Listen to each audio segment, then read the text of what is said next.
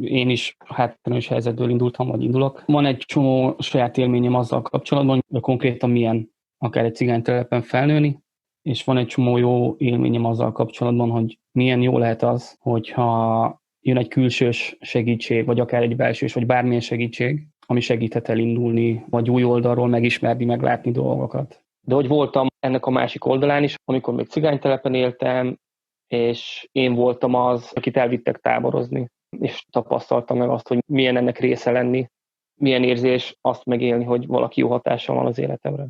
Nyilván gyerekként, amit te is mondtál, azért így csomószor éreztem egy ilyen szégyenérzetet, a szegénység, a nélkülözés, mert azok úgy voltak, és azért így tök nehéz volt mit kezdeni, még főleg azért, mert hogy azt éreztem, hogy gyerekként erre nem tudok még hatással lenni, hogy mondjuk szegény vagyok a cigányságommal, meg pláne, és az ilyen tök fura volt ebben benne lenni, hogy így ja, cigány vagyok, és akkor picit más szemmel néznek rám.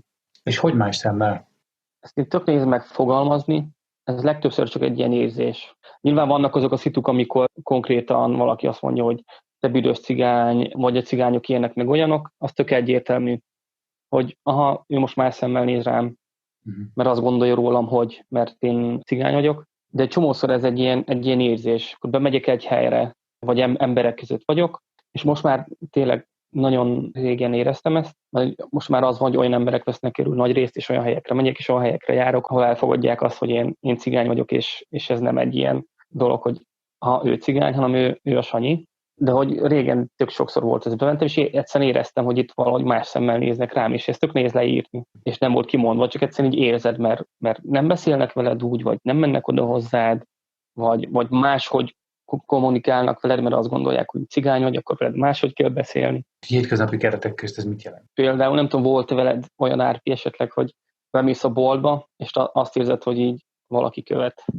Mert tényleg követ. Épp a biztonsági őr néni bácsi, bemész a boltba, és akkor így minden sarokról azt néz, hogy éppen mit csinálsz, merre jársz, éppen zsebre teszel valamit. Nem tudom, mikor volt legutóbb olyan, vagy volt olyan, hogy amikor bementem egy boltba, bárhova, és volt biztonsági őr, akkor ne az lett volna, hogy egyből így nézeget, hogy most épp hol megyek, mit csinálok.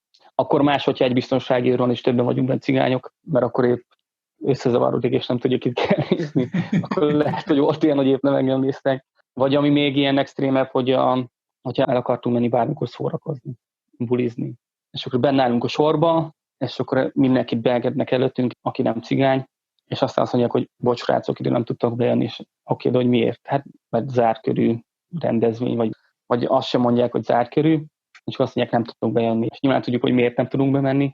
Főleg, amikor az elején így elkezdtünk Budapestre így sűrűbben feljárni Bagról, és így eljártunk bulizni, amikor épp beengedtek valahol, hanem épp nem egy szabadtéri valami volt, akkor ilyen tök szar volt, hogy én tökre nem értettem, hogy most miért nem engednek be?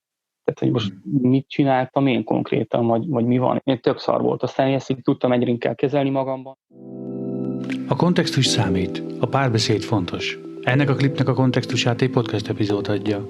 Azt a beszélgetést a leírásban található linken éred el. Ha kíváncsi vagy hasonló tartalmakra, kövess minket a felületeinken.